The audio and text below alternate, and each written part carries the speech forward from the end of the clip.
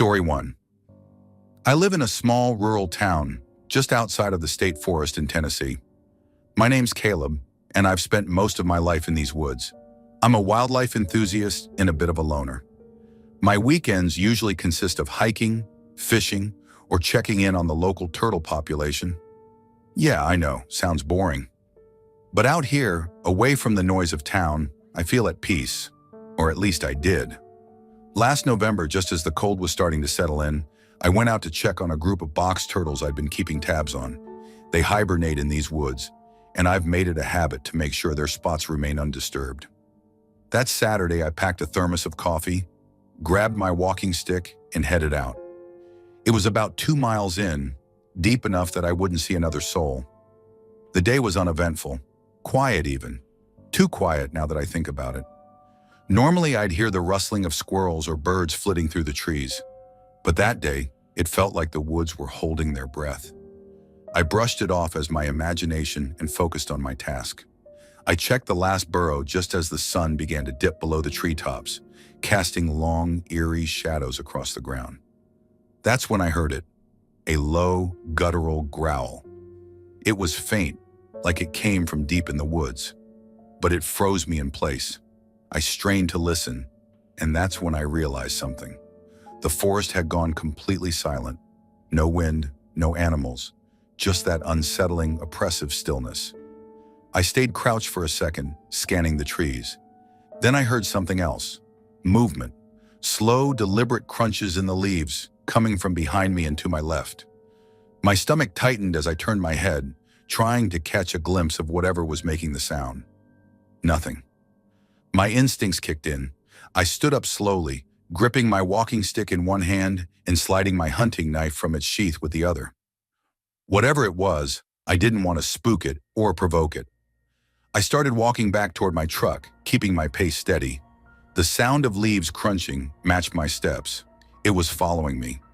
I resisted the urge to look over my shoulder. My breathing was shallow, my heart hammering in my chest. The closer I got to the truck, the closer it felt. About halfway there, I finally glanced back. And there it was, a dog, or at least something that looked like one. But this wasn't any stray I'd ever seen. It was massive, with matted fur that seemed to glisten in the fading light. Its eyes glowed faintly, an unnatural yellow that sent a chill down my spine. It was watching me, its head low, stalking me like prey.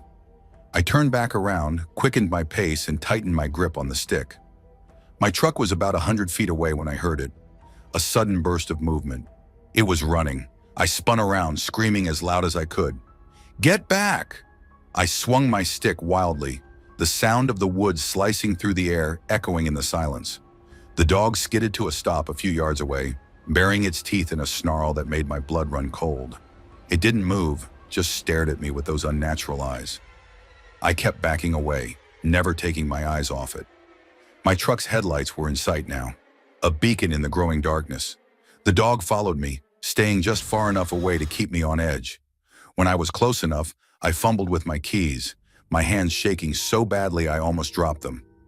I hit the alarm button, and the truck's horn blared, shattering the silence. The dog flinched and darted back into the woods, its shadowy form disappearing into the trees. I didn't waste a second. I sprinted the last few feet to my truck, jumped in, and locked the doors. My hands were still trembling as I turned the key, the engine roaring to life. I hit the gas, the tires spinning in the dirt before catching traction. As I drove, I glanced in the rearview mirror. For a moment, I thought I was in the clear. But then I saw it, those glowing yellow eyes. The dog was following me, keeping pace with the truck. I slammed the accelerator, my heart pounding as the speedometer climbed. It wasn't until I hit the main road that I looked back again and saw nothing but empty darkness. I didn't sleep that night. Story 2. I'll never forget that night. I can't shake the memory even now. My name's Derek, and I live in a small town in Michigan. I've always loved camping, being out there under the stars, away from everything. This happened a few years back during the 4th of July weekend. A friend of mine, Sarah, suggested we head out to this campground she knew. She wasn't into tents though, so she planned to sleep in her car with her dog, Max, a big black lab who was friendly enough, but always on high alert. I didn't mind, it was all pretty casual. She had a boyfriend, so this wasn't one of those trips. We picked a spot far away from the other campers, right up against the woods. It was one of those places where the forest felt heavy, quiet, like it was holding its breath. I noticed it as we were setting up, but I shrugged it off. That's part of camping, right? Anyway, the first night was uneventful. We grilled some food, watched the stars, and called it a night. She and Max climbed into her car, and I settled into my tent, which I had set up facing her vehicle. The woods loomed behind me, but I didn't think twice about it. I woke up early the next morning. The sun was just starting to rise, and the light filtered faintly through the fabric of my tent. It wasn't the sunrise that woke me, though. It was the sound of something moving. At first, it was soft, like leaves shifting. But then I heard definite footsteps, heavy, deliberate steps crunching the forest floor behind my tent. My heart stopped for a second. I froze, holding my breath. My first thought was Sarah. Maybe she'd gotten out early to stretch or let Max out for a walk, but the steps didn't sound human. They were too heavy, uneven, almost like someone or something was dragging a foot. Then I felt it. The side of my tent, the one facing the woods, suddenly shifted inward. It was like something brushed against it, not a hand, fur. I could hear the soft rustle of it, and the tent fabric rippled, just slightly. My chest tightened. I didn't know what to do. My brain was cycling through every possibility. Bear, deer, some stray dog. But the steps didn't match. Whatever was out there was too deliberate, too aware. I told myself to stay calm. "It's probably just Max," I whispered under my breath. I convinced myself that Sarah must have let him out, and he'd wandered over to my tent. I grabbed my flashlight and unzipped the front flap, figuring I'd see him sitting there wagging his tail. But when I looked out, my stomach dropped. Max wasn't outside. He was in the car.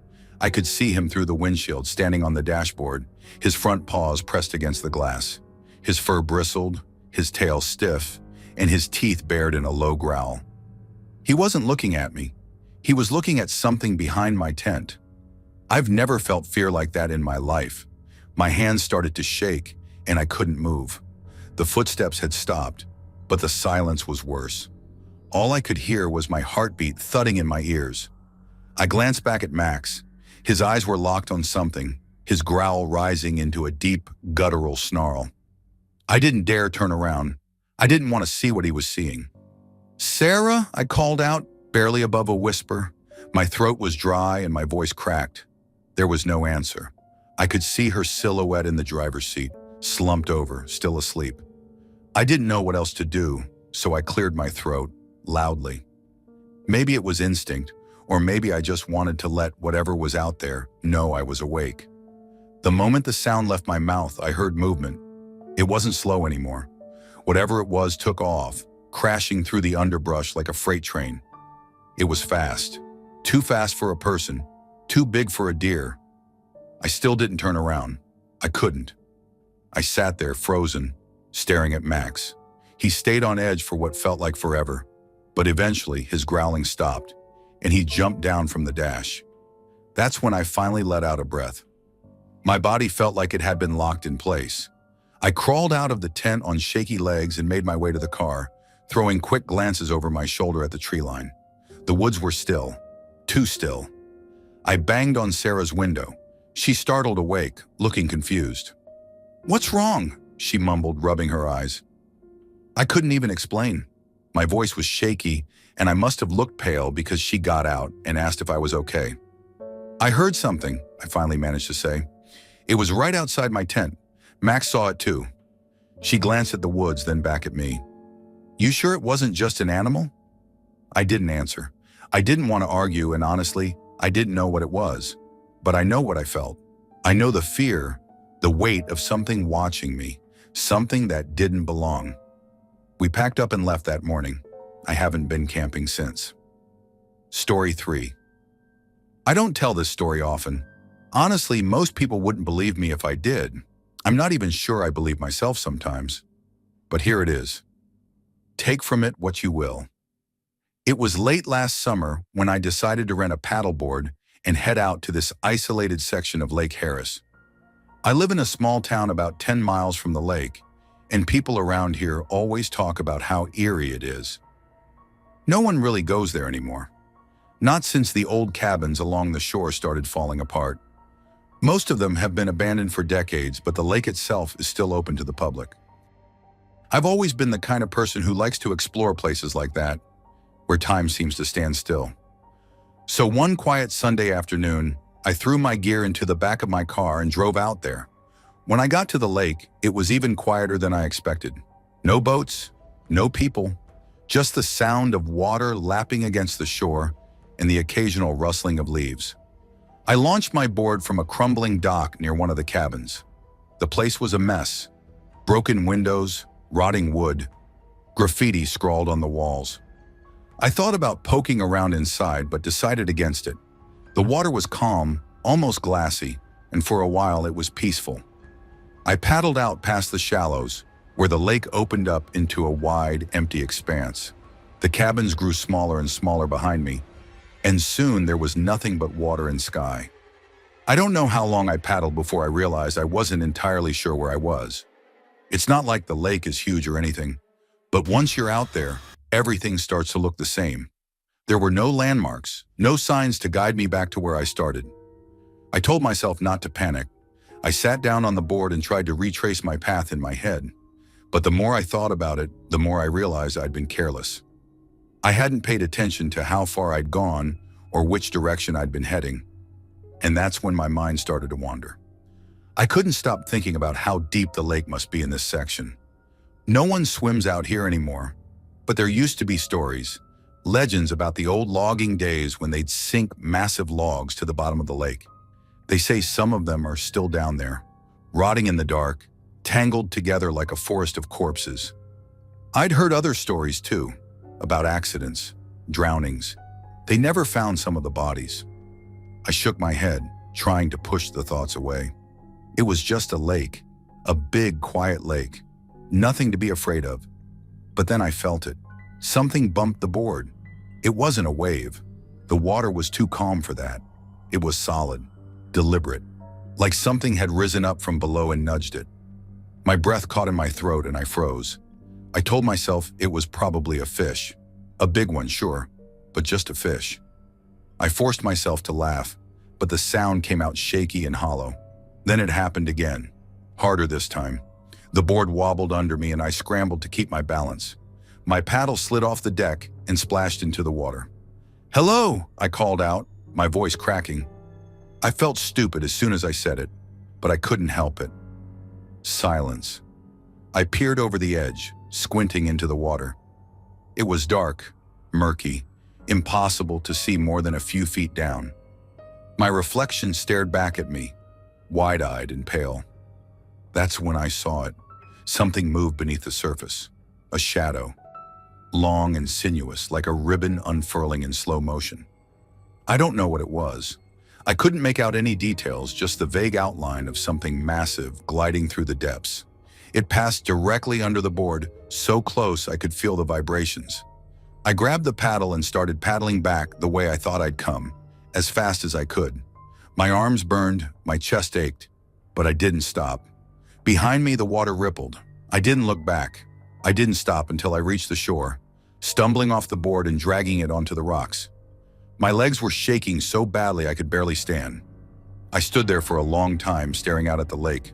The surface was calm again, as if nothing had happened. Story 4. I've never been someone who scares easily. I grew up in a small town in Alberta, Canada, surrounded by woods and wildlife. Bears, coyotes, even the occasional wolf. I'd seen them all. But nothing could have prepared me for what happened that night in the Rockies. It was supposed to be a fun overnight trip. A dozen of us from school, camping in the wilderness with a couple of teachers acting as our chaperones. We set up our tents on a flat patch of ground near the edge of a dense pine forest. It wasn't pitch dark yet, so the teachers built a fire and we roasted marshmallows, told stupid jokes, and tried to scare each other with ghost stories. Typical teenager stuff. Around midnight, we finally crashed. 4 of us were packed into a single tent. Me, Jamie, Carter, and Ethan. It was a little cramped, but after a long day of hiking, we were all too exhausted to care. I fell asleep almost immediately, but then I woke up. At first I didn't know why. The tent was dark and the others were snoring softly. I lay there trying to figure out what had pulled me out of sleep. That's when I realized I had to pee. Groaning inwardly, I grabbed my flashlight from my backpack and started unzipping my sleeping bag. But before I could get out of it, I froze. There was a noise outside.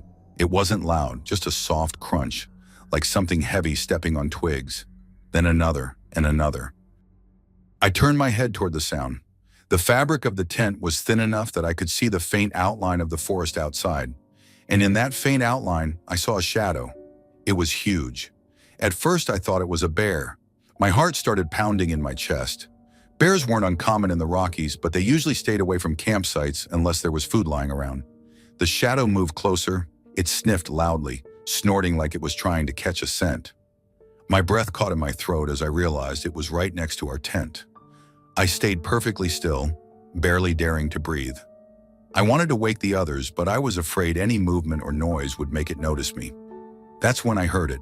The snorting sound stopped, and there was a low, guttural growl. It didn't sound like a bear. It was deeper, more unnatural. Then slowly, the shadow outside the tent started to rise. I watched in frozen terror as it stood upright. It wasn't a bear.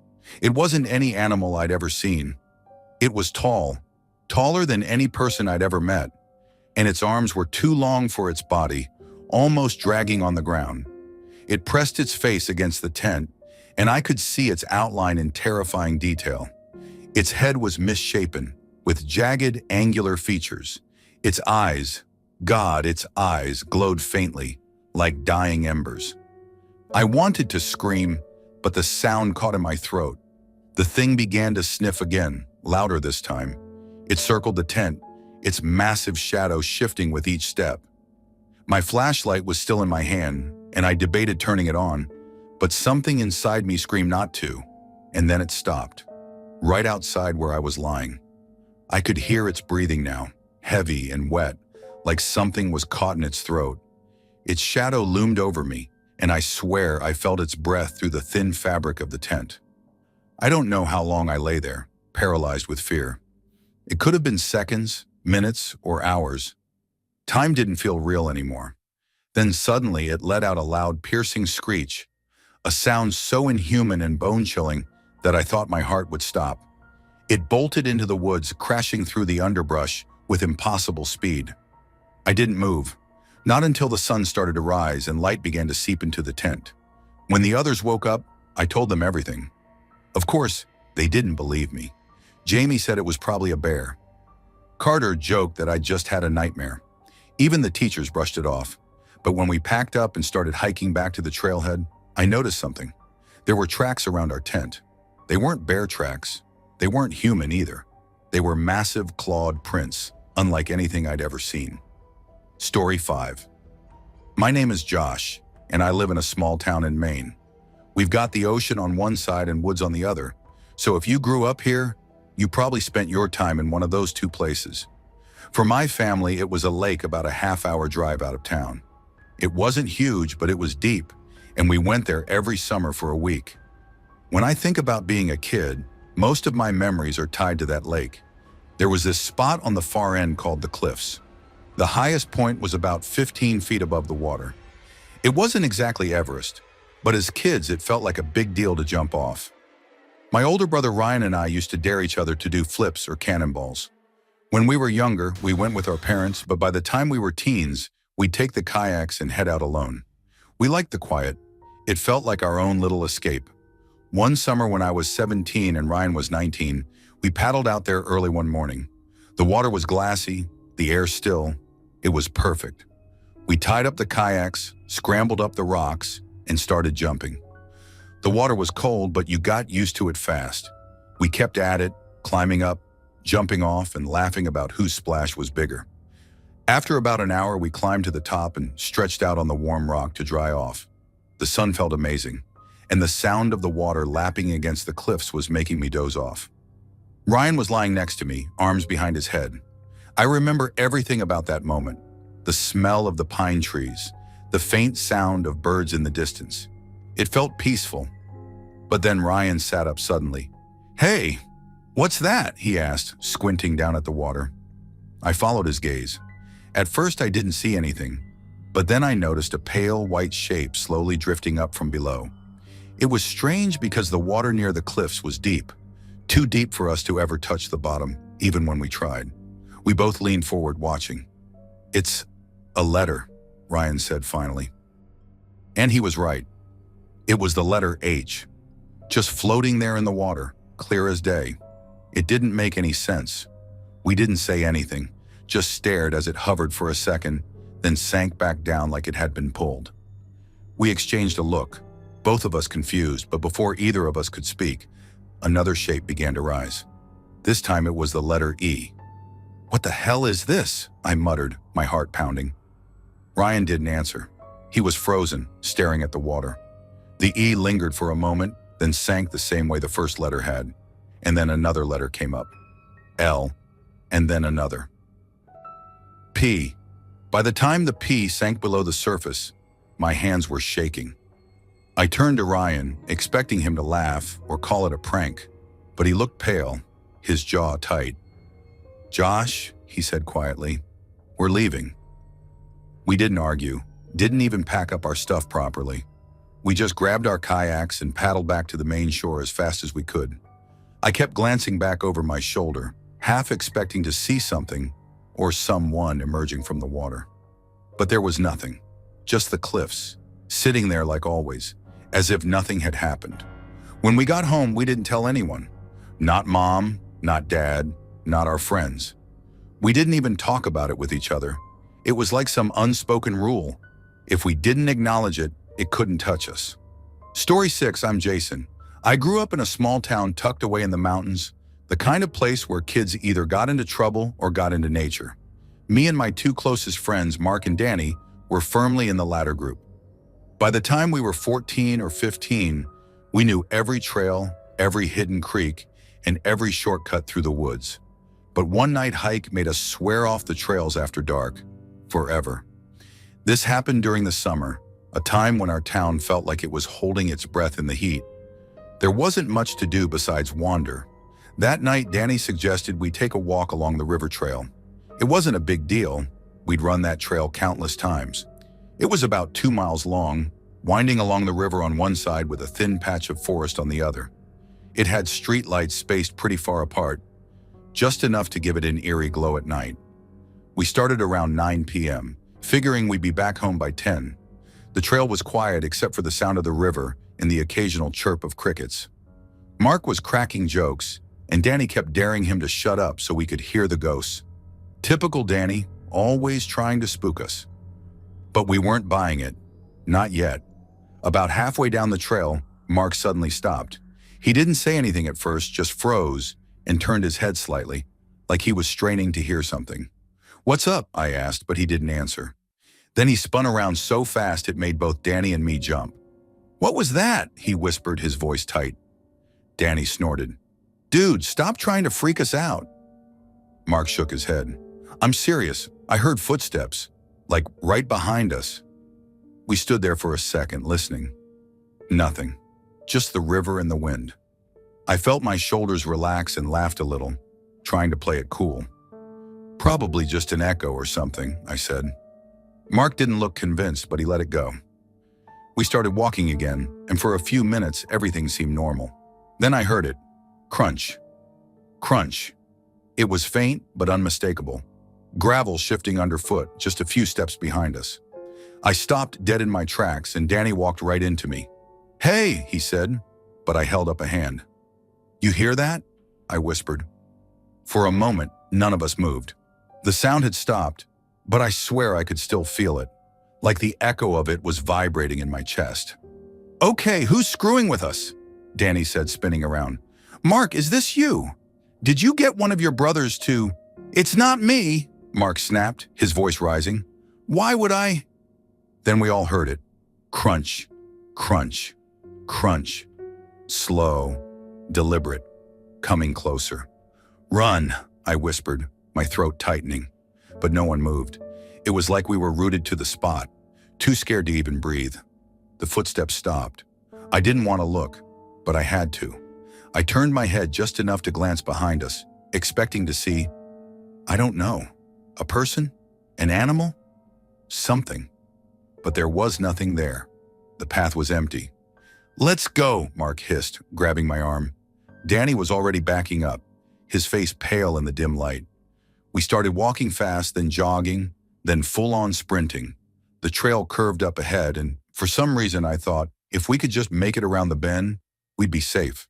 We didn't make it that far. Just as we hit the curve, the footsteps started again, louder, faster, like whoever or whatever it was running now, trying to catch up. "Don't look back!" Danny yelled, but I couldn't help myself. I turned my head, and this time I saw something. It was a shadow darker than the night around it, but not shaped like a person. It was taller, thinner, with edges that seemed to flicker, like smoke or flames. And it was moving fast, impossibly fast, gliding over the gravel without making a sound. I screamed. I'm not ashamed to admit it. I screamed like a little kid and bolted, running so hard my lungs burned. Mark and Danny were right behind me, their footsteps pounding the trail in time with my own. We didn't stop until we burst out of the woods and onto the main road, where the streetlights were brighter and the air felt normal again. We collapsed on the curb, gasping for breath and looking at each other like, what the hell just happened? None of us wanted to talk about it. Not then, not the next day, not ever. We never went back to that trail at night, or during the day for that matter, and we never figured out what it was we heard or saw. But I'll tell you this. If you ever think night hiking sounds like a good idea, don't. It's not worth it. Story 7. I grew up in a small town in the Pacific Northwest, surrounded by dense woods and endless stretches of mountains. People around here know the forests like the backs of their hands, or so they think. My name's Ethan, and this story happened back when I was 17, just a dumb high schooler who thought he was invincible. It was early October, a chill in the air, but no snow yet. My buddy Jake and I decided to head out to a spot I knew from hunting trips with my dad. It was deep in the woods, miles away from anyone, and I'd always felt at home there. The idea was simple. Shoot some targets, eat some junk food, tell stupid stories by the fire, and crash under the stars. We left late in the afternoon, and by the time we got to the clearing, the sun was sinking below the tree line. The shadows stretched long across the dirt road as we pulled in, the only car for miles. That was fine by me. I preferred it that way. We unloaded the truck, set up the tent, and got to work. The night started like any other camping trip. We blasted through a box of ammo shooting at cans, had dinner, hot dogs, the good kind, and lit a fire. It wasn't huge, just enough to keep warm while we talked and messed around. Around 11, we decided to call it a night. Jake spread the fire out with a shovel to make sure it wouldn't flare back up, and we climbed into the tent. I remember lying there listening to the forest, the way the trees creaked in the wind and the owls called to each other. I fell asleep fast. What woke me up was Jake shaking me. Ethan, wake up." His voice was low, almost a whisper. I groaned, annoyed. "What, man? Did you hear that?" I sat up, rubbing my eyes. "Hear what?" He motioned toward the tent door. "The fire's going again." I frowned. That didn't make sense.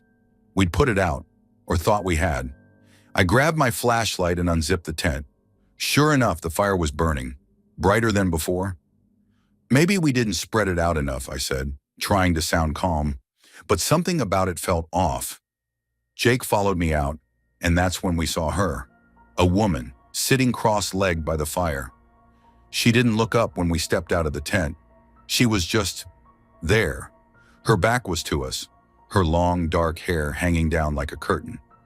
She was wearing some kind of loose, pale dress, almost glowing in the firelight. We froze.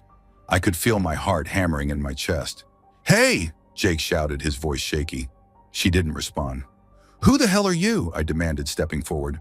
I tried to sound tough, but my voice cracked. Still nothing. She just sat there, perfectly still, staring into the flames. Jake grabbed my arm. "Ethan, what the hell is she doing?" I didn't have an answer. "Lady," I said louder this time, "you need to leave." Slowly she turned her head, not all the way, just enough that I could see the edge of her profile. Her skin was pale, too pale, and her eyes, God, her eyes. They were wide, unblinking, and dark as the space between stars. I stepped back, my legs trembling. Jake whispered, "Let's grab the guns." We'd left them in the truck, a few feet from the tent. Moving as quietly as we could, we backed away, keeping our eyes on her. She didn't move, just kept staring at the fire. When we got to the truck, Jake opened the door and grabbed the rifle. I reached for the shotgun, my hands shaking so bad I almost dropped it. And then she stood up. It was slow, deliberate. The firelight cast her shadow long across the clearing, and for a moment it looked like it stretched right to our feet. She didn't look at us. Instead, she turned toward the edge of the clearing, where the ground sloped down into a ravine. "Get out of here," Jake yelled, raising the rifle. She didn't flinch. "Lady, I'm serious." She started walking. Not running, not panicking, just walking. Her bare feet made no sound on the dry leaves. I felt something cold grip my stomach. There was no house down there, no trails leading to safety, just miles of thick, dark woods and private property where no one lived. "Let's go," I whispered. Jake hesitated, his knuckles white around the rifle. "She's gone." But she wasn't. She'd stopped at the edge of the clearing, where the trees swallowed the moonlight. She turned her head again, just enough to look at us over her shoulder, and then she stepped into the shadows. We didn't sleep after that. We sat in the truck, the doors locked, the guns loaded, staring at the trees and waiting for the sun to come up. Every little sound, the wind, the creak of branches, the crackle of the dying fire, made my skin crawl. When dawn finally broke, we packed up in record time.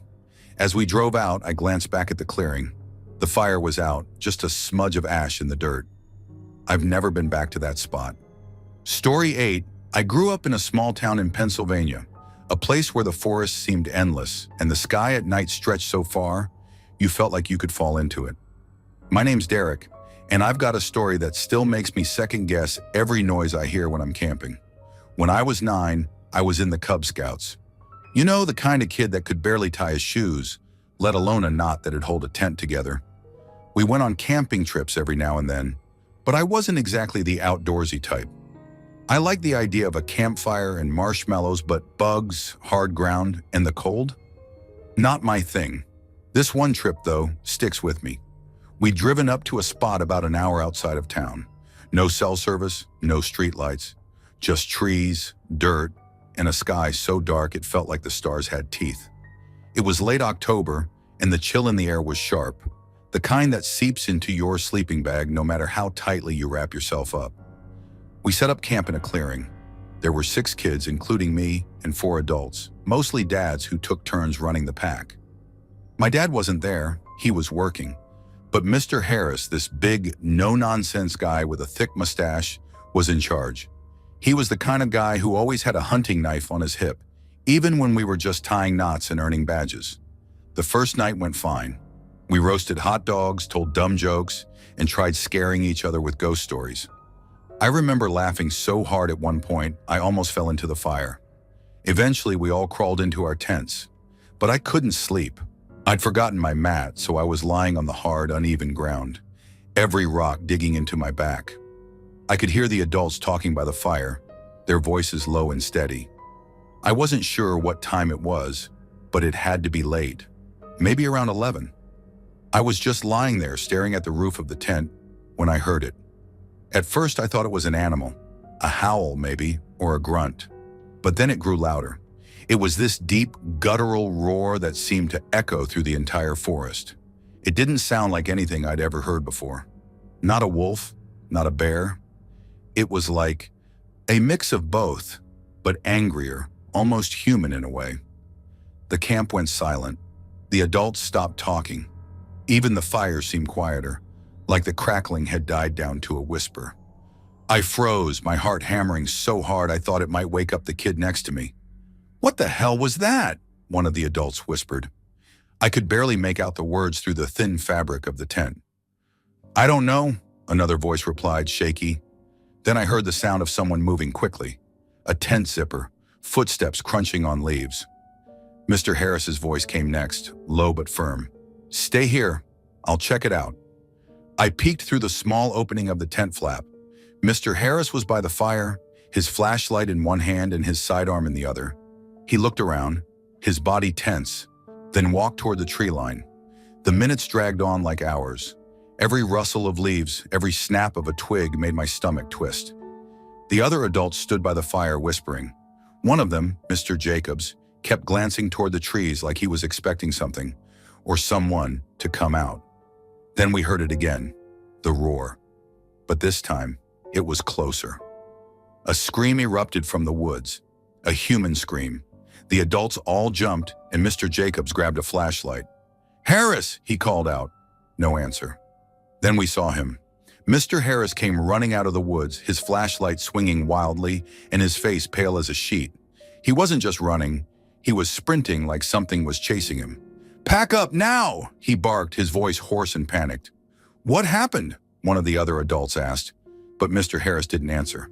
"Just pack up! We need to go!" The kids were awake by now, huddled together, scared and confused. The adults scrambled to take down the tents, shoving sleeping bags and supplies into backpacks without bothering to fold anything.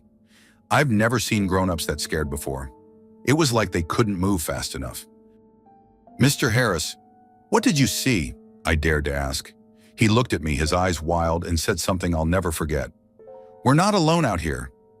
That was it. No explanation, no details. Just those 5 words.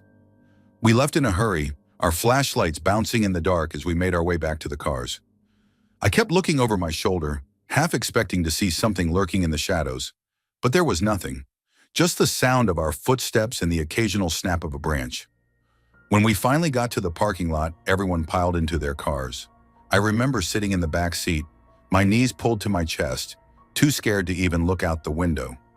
Mr. Harris drove like a man on a mission, his knuckles white as he gripped the steering wheel. Nobody talked on the way home. The next day, I asked one of the other kids if he'd heard anything else about what happened. He said no. The adults never brought it up again, and we didn't go back to that campsite. Ever. Story 9. It was last summer during my final year of university. I was working on my bachelor's thesis for my biology degree, and the focus was on the breeding behavior of the European nightjar. These birds are elusive and most active at dusk, so naturally, most of my fieldwork happened in the late hours. I spent countless nights out in the forest, and honestly, the routine became almost second nature to me, until that one night. That night, my classmate Eric and I were wrapping up our observations. We had been out for hours scanning for breeding locations and logging data. The forest, usually alive with chirps and rustling leaves, was eerily quiet. Not that unusual at first, considering it was near the end of summer, and most wildlife had calmed down for the season.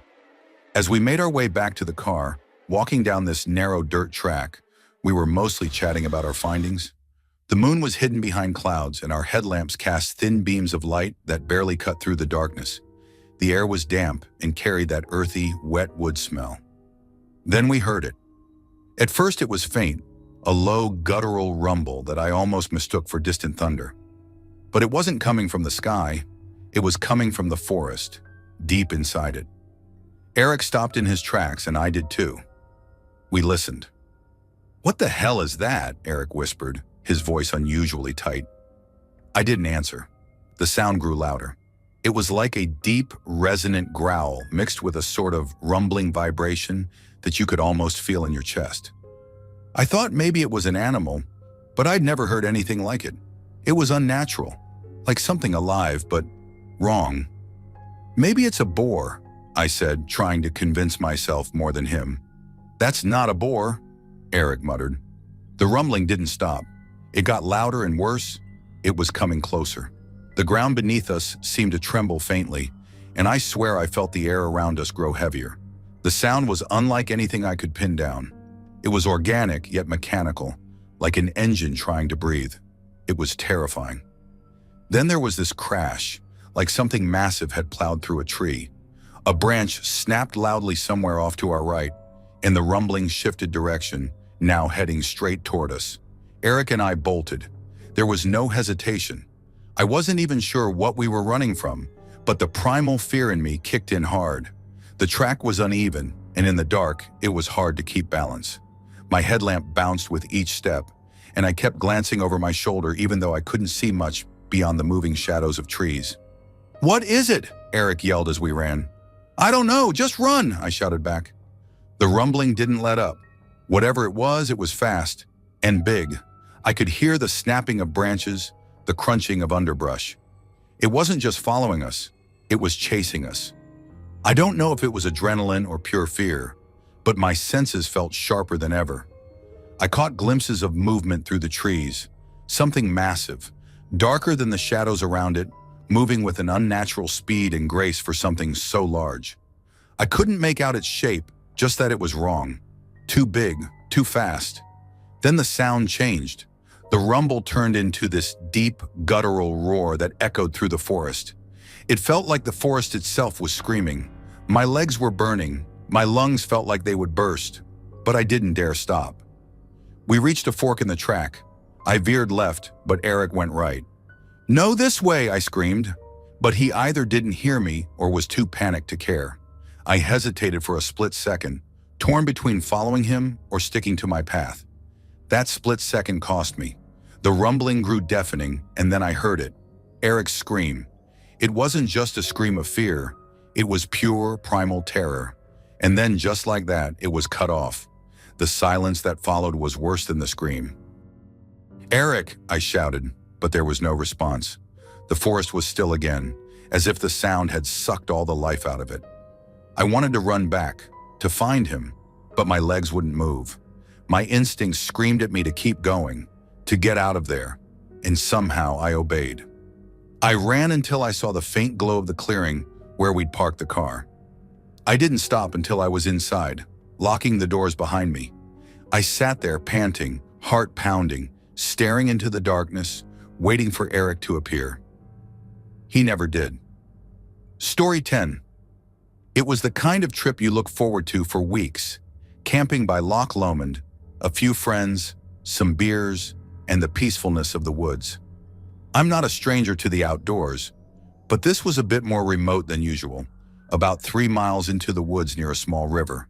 The fire was crackling, and the night air was cool but still warm enough to sit around the fire. It was perfect until it wasn't. I'll admit I had a bad feeling from the start. 2 guys showed up out of nowhere. They were Polish, friendly enough, but they asked way too many questions. How many of us were there, where we were from, what we were doing. At first I thought maybe it was just a cultural thing, but the way they kept looking at us, it felt off. They left after a while, but something stuck with me. Something wasn't right. By about 10 p.m., I started to feel sick, really sick. I figured it might be food poisoning. I didn't cook, but my stomach was turning in on itself. I got up to leave. I texted my fiancée, told her to meet me on the main road, and I started walking back alone. Stupid move, I know. My friends were drunk, completely out of it, and I didn't want to deal with it. But the way I felt, I just needed to get out. It was pitch dark by the time I'd gone a mile down the trail. I'd thrown up a couple of times, but the sickness was easing up. I stopped to drink from my water bottle and to catch my breath. I reached into my bag for my flashlight, a small knife I kept in my pocket, and the .22 air gun I'd brought along for the rabbits I thought we might catch. That's when I heard it, twigs snapping, close by. I froze. I figured it was a rabbit, or maybe a fox, something harmless. I shone my torch into the trees. Nothing, just shadows and branches swaying in the wind. I tried to shake it off, kept moving, but then it happened again. This time, closer, the sound of running, like footsteps. 100 yards behind me, maybe? Definitely not an animal. Someone was following me. I stopped dead in my tracks. My heart hammered in my chest. My stomach twisted again, but this time, it wasn't from being sick. It was fear. "Hello?" I called out, thinking maybe it was my friends messing around. But I didn't hear anything after that. I shone my light around, seeing nothing but trees and the faint outline of the trail. I figured it was them, screwing with me, so I carried on walking, trying to ignore the gnawing feeling in my gut. 5 minutes later, I heard it again. Closer, the sound of twigs snapping, someone moving between the trees. This time, I wasn't sure if it was one of my mates or someone else, but something told me it wasn't. I grabbed the knife from my pocket, gripped it tight. My fingers were cold, sweaty. I dropped my bag on the ground, hung it on a nearby tree stump, and killed the light. The darkness felt thick, suffocating. The weight of whatever was out there felt heavy on my chest. I waited, hardly daring to breathe. Every crack of a branch, every rustle in the leaves sent my pulse skyrocketing. I couldn't stay still any longer. I had to know if someone was there. I was going to confront them, or at least figure out what the hell was going on. I crept through the trees, stepping lightly, moving like I had a purpose. My hand was still clutching the flashlight, my heart thudding in my ears. Then I heard it again. Movement, unmistakable, getting closer. Not far behind me. My breath hitched in my throat. I burst out from behind the tree, flashlight on full blast. "Who's there?" I shouted. I felt like an idiot, but I didn't care. Nothing. Silence. Not even the wind moving through the branches. I stood still, listening. I could feel my blood racing, my head spinning with the rush of adrenaline. I was certain I'd heard something. I was sure I'd seen movement in the trees. "Show yourself!" I yelled into the silence. Nothing. I waited another minute, just long enough to let my heartbeat slow down. My hand was still on the flashlight, and I was so ready to bolt if I saw anything. I turned and headed back to my bag. It was gone. It wasn't hanging on the branch anymore. It was on the ground, maybe 5 feet away from where I'd left it. My stomach dropped. I'd been standing right there, my back to the bag for less than 2 minutes. There was no way someone could have gotten there, grabbed the bag and put it on the ground without me hearing them. I hadn't seen anyone move, but the bag, it was there, and I hadn't seen anyone. Panic hit me like a wave. I knew I wasn't imagining things anymore. Someone had been messing with me. I didn't stop to think. I grabbed the bag, threw it over my shoulder, and sprinted toward the main road. The darkness seemed to close in around me. I didn't look back. I didn't want to. I didn't go back to those woods again, ever. Thanks for watching. Don't leave before leaving a like to this video. Also hit the subscribe button to support my work. And as always, have a horrific nightmare, my dear.